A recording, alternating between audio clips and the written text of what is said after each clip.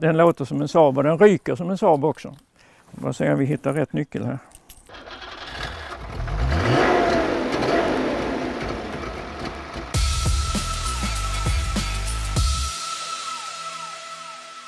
God morgon. God morgon, god morgon. Hur är läget? Alldeles utmärkt. En härlig solig dag. En av de första i Sverige i år. Ja, verkligen. Jätteskönt är det. Ja, verkligen. Det är det. Och här finns det bilar. Ja, det har blivit några genom åren. Alltså fordon har ju varit min hobby egentligen ända sedan jag var riktigt liten. Och när man såg vad grannen hade för bil som inte vi hade så blev man ju lite avundsjuk. Och med åren så har man ju kanske fått det lite bättre och då har man lyckats skaffa en del av de bilarna som man då bara drömde om. De bilar jag samlar på brukar jag säga det är sådana bilar som jag har en relation till. Det kan vara sådana som morsan och farsan hade, det kan vara sådana som jag sa innan som grannen hade och som man inte hade råd med och så vidare. Så att jag samlar inte på något speciellt, inget speciellt land, inget speciellt märke utan sådana som jag minns från min egen uppväxt. Men innan vi startar igång med några bilar här står det en moped, en Suzuki. Jajamän, en Suzuki 1969 års modell. Jag hade en likadan när jag var 15 år. På den tiden så var det ju Puch Dakota, Sundap och i Lund även då de här Suzuki. Just den M12 finns bara i några få årsmodeller och jag måste säga att det var en av de trevligaste mopederna eller motorupplevelserna som jag har haft i mitt liv egentligen när man körde mopeder. Jag körde kopiöst mycket, jag körde över 1000 mil första året på en sådan moped. Tyvärr är det inte den mopeden jag hade då 69 utan den sålde jag och skaffade motorcykel istället. Utan detta är en som jag har skaffat på lite senare dag och det finns inte många sådana här att köpa och så mycket annat där som är udda så har ju priserna rasat iväg. Men vad heter den andra Suzuki då som alla andra hade? Ja, den som kom sen var ju K50. Den är ju mycket vanligare och den kom ju då mitten på 1970 och ersatte den här. Den hittade jag faktiskt på Blocket och den var helt nedskruvad så att där låg väl en 10 bilder ute så jag satt och prickade av hur mycket av delarna som verkligen fanns i olika lådor och sånt där. Kom fram till att den var väl 90% komplett. Vi var på semester i Norge och detta var i Hedemora. Alltså på vägen hem så hämtade vi upp de här grejerna och sen har jag satt ihop den och successivt fixat till eller letat upp det som saknades. Så att nu är den komplett. En liten rolig historia kan ju vara att jag behövde ett kedjeskydd till den som är lite speciellt på de här. Jag har ju sett många filmer från Vietnam och Vietnamkriget och just i Vietnam går det oerhört många sådana här mopeder. Så att jag gick in på internet och sökte på Suzuki M12 Vietnam och hittade en kille där som samlar på sig delar. Och han hade inget kedjeskydd men han kunde fixa ett. Och det tog väl någon månad men sen dök det upp också. Sen gick det några veckor och då fick jag ett nytt mejl av honom och då undrade han om han kunde få låna min sadel. För att han hade en kompis som kunde sy sadelöverdrag men han behövde en mall. Nej, så jag vill inte skicka ner min sadel, den var halvbra då. Men om du gör sådana så vill jag ha en. Halvår senare så fick jag nytt mejl att nu hade han fått tag i någon och han hade då ett antal som han kunde sälja. Så jag tror den kostade 200 kronor, ett perfekt sadelöverdrag med till och med Suzuki-texten i bakänden. Men du gillar att hålla på att skruva? Ja, alltså jag har ju haft ett innesittande jobb, rest en hel del och så vidare, men ett typiskt kontorsjobb i hela mitt liv. Och verkstaden har ju varit där jag har kopplat av, där jag har fått jobba med händerna och koppla av huvudet fullständigt. Så att jag har väl skruvat i hela mitt liv, men det är klart innan man blev pensionär, när man var aktiv så hade man inte så mycket tid utan då blev det lite helger och sånt där så att de första bilarna jag renoverade, de gjorde jag ju samtidigt som jag jobbade och de kunde ju ta 5 år ungefär från det att jag köpte dem till de blev färdiga. Idag så är det väl så att man tar en bil så plåtrenoverar man den en vinter och motorrenoverar nästa vinter. Så på 2 år så har man det väl ungefär som man har tänkt sig. Men det är ju allt då, både svetsa och renovera motorer och lackar eller? Ja, jag gör allt. Alltså, för mig är det inte min bil om jag lämnar bort någonting. Okej, alltså jag har jag kan inte lägga på däck och balansera däck själv så det har jag hjälpt med. Men lämnar jag bort en bil till lackering då är det inte min bil längre. Så att det får hellre bli 70-80% bra än att det är 100% bra att det inte är min bil längre. Så att de flesta av de bilarna vi tittar på här har jag faktiskt lackerat själv. Är det här en DKV? Jajamän, DKV F12 1965 års modell. Och de som tittar i grillen säger Audi, men det är ju... Ja, det är ju så att de 4 ringarna på denna DKV, likväl som alla moderna Audi, de står ju för Auto Union, som var 4 stycken märken som gick ihop eller som samarbetar kring försäljningen. Och det var Audi, Horch, Wanderer och DKV. Efter kriget var det väl bara DKV som överlevde av de där. Och varumärket DKV hamnade på olika ställen. Mercedes hade aktiemajoriteten och sen såldes det till Volkswagen kring 65 när de hade verkligen problem med att hitta rätt. De hade sina K71 och NSU och lite sånt som aldrig blev så lyckat. Men då köpte man DKV som då hade en liten bil på gång. Man tog då fram namnet Audi och dammade av det och bytte från DKV till Audi. Så som jag ser det så är dagens Audi är mera DKV än vad denna DKV är Audi. För detta är en original, detta är en DKV från början till slut, medan Audi egentligen är en DKV som har fått namnet Audi på vägen. Tycker det är en väldigt speciell bil, F12 65. Den kom 65 och den dog 65, så det finns bara en årsmodell. 3-cylindrig tvåtaktare. De hade ju blivit impopulära då, ganska hög bränsleförbrukning, och sen var det den här tvåtaktsröken. Men man gjorde så gott man kunde på slutet här i separatsmörjning så att oljan blandas inte i bensinen utan den blandas i förgasaren. Så motorpaketet är ju sådär stort, va? Och sen är det ju en tändspole för varje cylinder. Sen finns det en del som undrar varför jag har en vingmotor här i nummerskylten. Men det är faktiskt så att man justerar tändningen genom ett hål i kofångaren rakt in här, så man lossar den och så fäller man ner nummerplåten så kan man justera tändningen.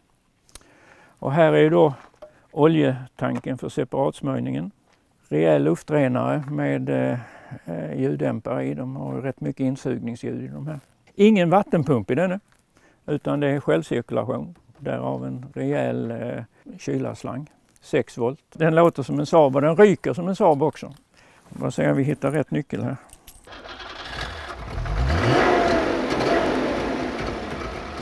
Och den går jämnt och fint också. Det är ju inga problem med en sån här bil att hålla motorvägstempo. Det är väl ungefär 110. Det går att köra i, men där är väl gränsen. Men köra 90 med en sån här bil är inga som helst bekymmer. Skivbromsar fram, trumbromsar bak. De var lite så här racing-inspirerade, så skivorna fram sitter inne vid växellådan så man får låg ofjädrad vikt på hjulen. Alltså det var en modern bil, mycket modern tänkande. Torsionsfjädring är det också i den. För sin tid så var man långt framme. Och det är väl det som har gjort att Audi är en så bra bil idag. Sen om Audi-ägare gillar att man säger att de kör DKV, det är ju en annan femma. Den är ju lite inspirerad av sin tid. Det är ju inte fenor, men den har ju väldigt höga linjer och med bakljusen som går upp och så vidare. Sen finns ju en variant utav den, kan man väl säga, är ju den som heter SP, som ju var en sportbil. Det är ju en rätt så häftig sportbil utseendemässigt, kallas ibland för lilla Thunderbirden. Och det blir ju rätt kul när man sen startar den och hör att det är en tvåtaktsmotor. Det stämmer liksom inte med utseendet. Och så är det Mini då? Ja, hittade jag den på Blocket. Visade intresse för den, men när jag väl hade bestämt mig så var den såld. Dröjde några veckor så ringde han som hade sålt den och sa, ja, den killen jag sålde den till nere i Hör, han har ångrat sig. Han vill lämna tillbaka bilen, är du intresserad? Ja, det var jag ju då.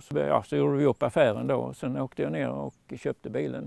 Den här är då en 80 och den har gått i Holland. Blev importerad till Sverige utav broren till den som hade haft den, och han hade ju för sig att han skulle köra racing med den. Så att det ligger en Metro-motor i den, vilket är grundprincipen detsamma som alla de andra motorerna, fast lite större förgasare och lite mer trimmad och så vidare. Så lite trevliga racingstolar sitter det i den. Bra motor som går fantastiskt bra nu, men som alltid när man köper sånt här så när jag fick igång den så såg man ju att den drog kopiösa mängder olja, så jag har fått plocka ner motorn och renovera den. Den är så förbaskat rolig att köra med. Många minnen från ens ungdom som kommer upp när man åker omkring i den här bilen. Fortsätter engelskt? Ja, det blev det. Hustrun var ju väldigt intresserad av en MGB. Jag tänkte det att nej, nu får det vara nog med engelska bilar, de är ju speciella.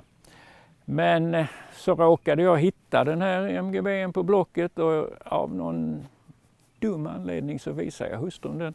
Ja, hon tände ju direkt, en sån här vill jag ha. Och då var vi i Falkenberg och köpte den. Gick att köra med, men också här fanns en hel del att göra. Ganska mycket rost i den.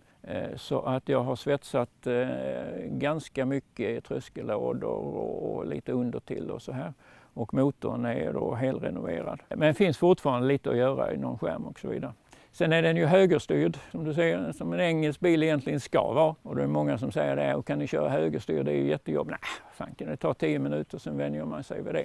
Lite när man ska, om man kör själv, om man ska köra om någon som man får luta sig ut. Så det är inga problem. Det enda jag tycker är jobbigt är när man ska backa, för då slår jag huvudet i B-stolpen. Ja, man vänder sig på fel håll. Mm.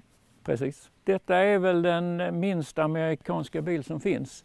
Amerikanare, stora V8 och så vidare.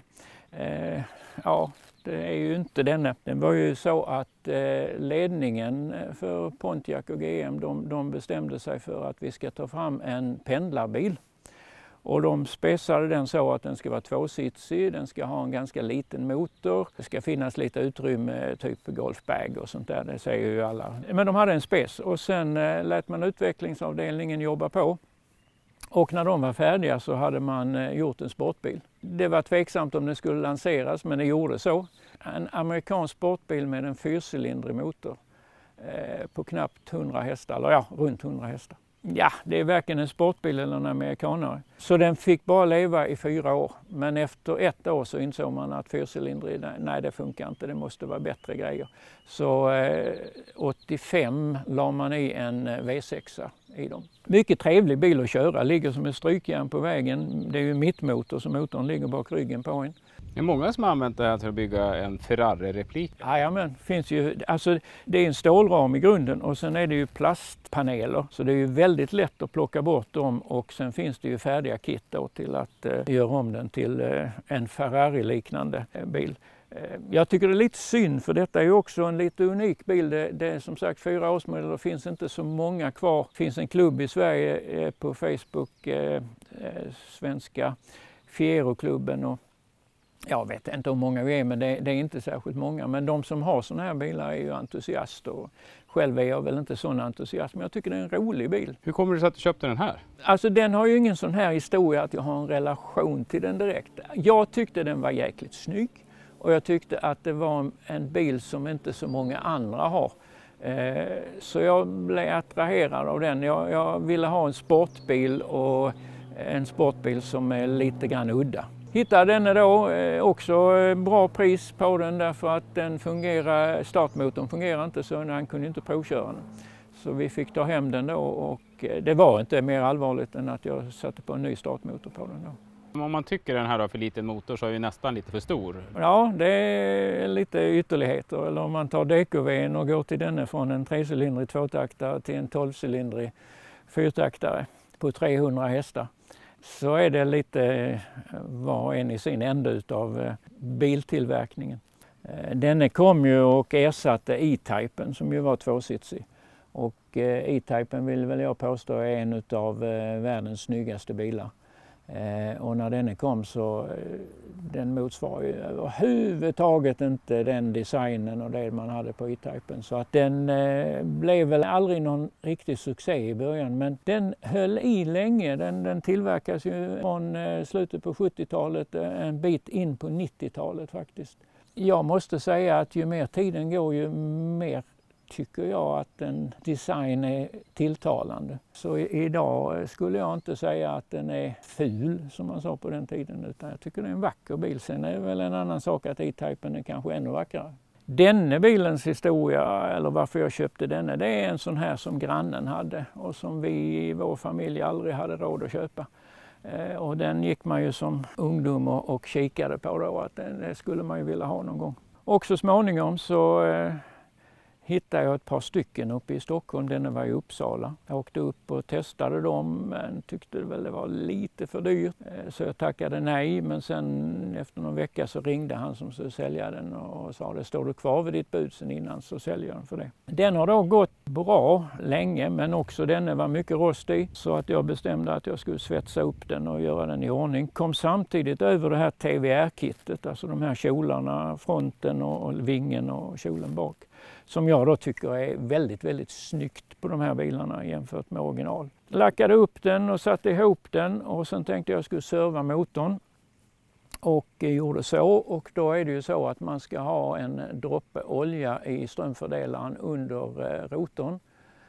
Rotorn satt rätt hårt så jag fick ta i lite grann, fick av den, droppade i droppen och satte ihop alltihopa och startade bilen.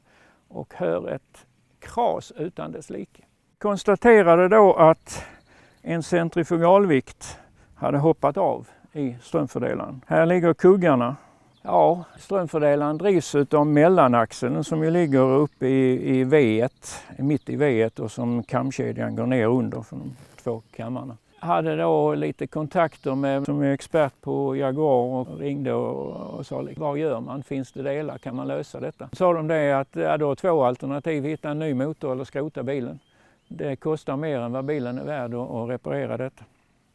Men jag har precis blivit pensionär då och tyckte det kan vara kul att skruva lite så jag skruvar väl ner och i alla fall så lite lär jag mig hur bilen fungerar och lite hobby har jag, pysslar med, vinter var det så frugan jobbar och så vidare. Bit för bit så kom jag fram till den här mellanaxeln och lyckades få ut den, vilket enligt allas utsagor skulle vara helt omöjligt. Så att då ringde jag och sa det att nu håller jag mellanaxeln i händerna här. Så om du fixar en ny eller begagnad sånt till mig så sätter jag ihop den. Men har man tid kan man, och han kunde fixa fram en begagnad axel och sen lite nya packningar och lite andra delar så fick jag ihop bilen. Och när man gick in och vred om nyckeln så var det liksom, kommer det fungera eller inte? Men den känslan man får när man vrider om nyckeln och den bara hoppar igång med en gång, den är obeskrivlig. Det är första pris när man har renoverat en motor. Tändstiften bytte jag på den innan då och det tog 8 timmar. Det sitter alltså tändstift, man kan ju till exempel hitta något om man letar lite så här har du ett och sen kan nästa komma där. Sen kan man ju undra hur man får tag i det stiftet som sitter här och framförallt det som sitter här. Där får man ta bort AC-kompressorn för att komma åt det. Och, ja, det är kanske de som gör det snabbare men för mig tog det 8 timmar att byta. Detta är ju den bilen som jag och frugan gärna kör med när vi ska åka lite längre sträckor. Det är en fantastisk bil att ligga och cruisa i 110-120. Och så har du gett det på Fiat också. Ja, och här är det ju verkligen en bil jag hade relation till. 61 köpte mina föräldrar en Fiat 659. Detta är en 65. Vi åkte varje år på campingsemester. Någonstans var i Norge flera gånger. Tog väl den längsta resan var från Lund som jag bodde i då till Kiruna. Så vi var ute 14 dagar med en Fiat 600. Jag har en bror så brorsan och jag satt i baksätet, mussan och farsan fram. Och sen packning på taket som var väl drygt en halv meter högt på takräcket. Så här är när vi passerar polcirkeln. Bilen där och killen i keps, det är jag, har väl blivit några år äldre sedan dess. Alltså farsan körde ju 70, det var marschfarten hela tiden. Så vi körde ju inga långa sträckor. Första sträckan minns jag mycket väl, det var från Lund till Gränna. Där slog vi upp tälten och campade första och sen var vi i Stockholm. Och sen gick det längs Norrlandskusten upp till Haparanda, där rök ljuddämparen. Så att då fick vi, och det var dessutom en fredagkväll så farsan var ju väldigt orolig att det här måste vi fixa. Så då gick det mer än i 70 så vi kom fram till Haparanda och hittade någon som kunde svetsa där och de svetsade ljuddämparen på kvällen så sen kunde vi fortsätta. Sen körde vi om inlandet hem på väldigt dåliga vägar.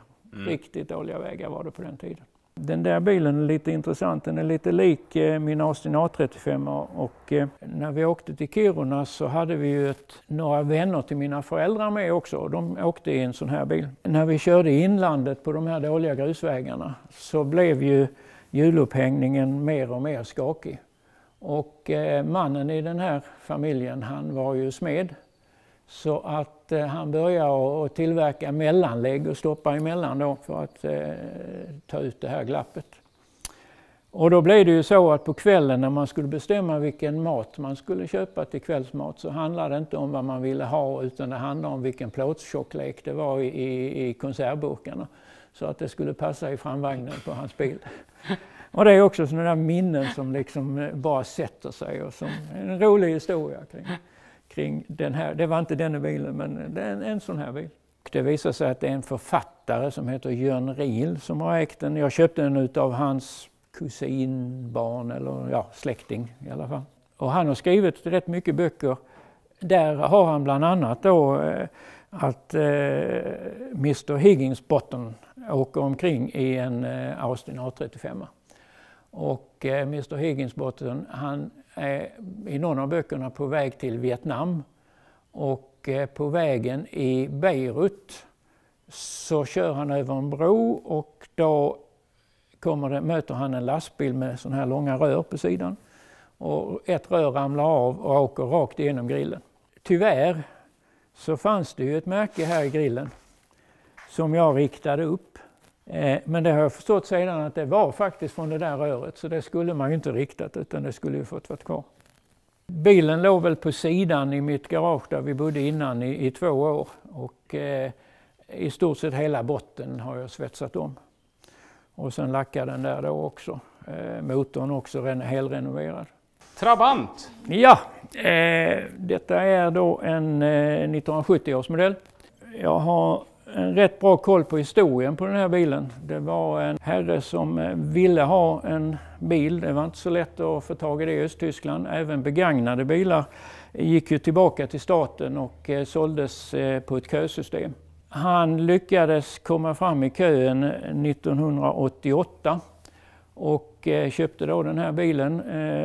Enligt utsago så gav han ungefär 1 årslön för den.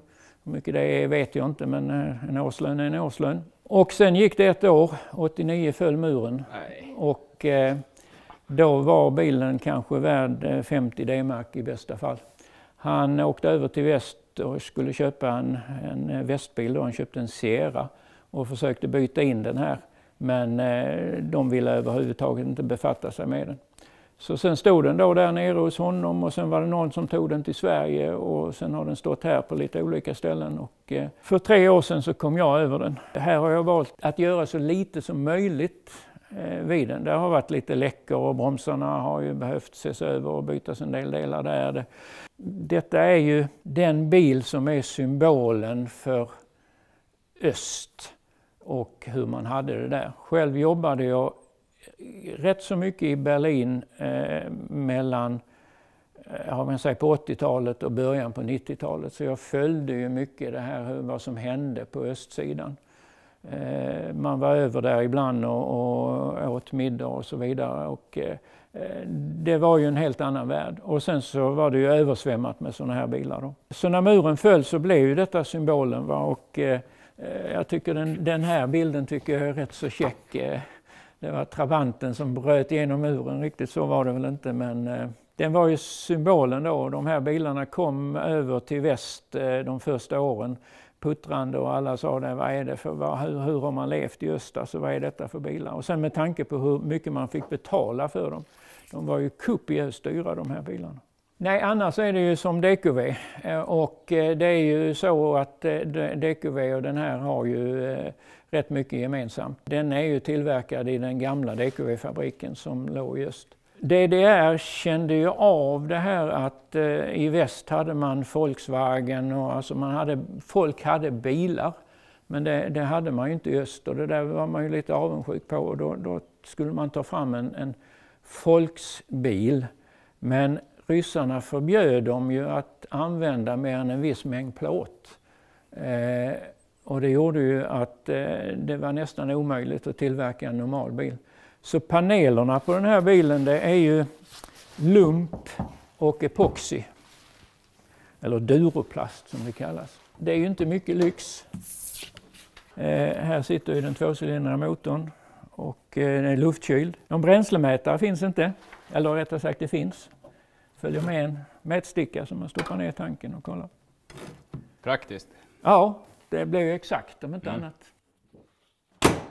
Sen har jag ju också en egenhändigt uthuggen bit av Berlinmuren.